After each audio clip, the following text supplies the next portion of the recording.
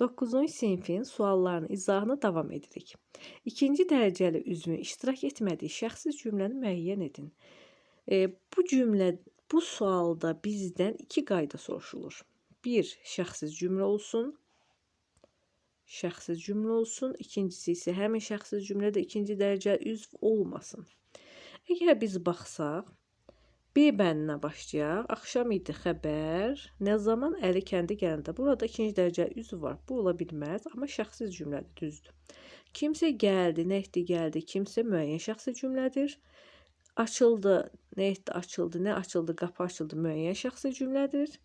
Mübtədası var və Y bəndi nə etmişdi, susmuşdu, kim, hamı, nə zaman, musiqi səsi gələndə. Bu da oldu. Zəflik də var, həm də müəyyən şəxsi cümlədir.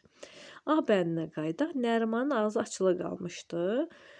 Biz burada mübtəda tapa bilmirik. İkincisi, əgər biz bu cümləni təhlil etsək, ağzı açılı qalmışdı, frazeoloji birləşmədir.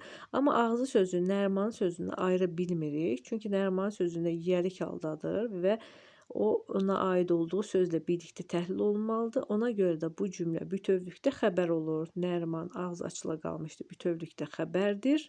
Şəxsiz cümlədir və ikinci dərəcəli üzv yoxdur. Cavabımız oldu A bəndi.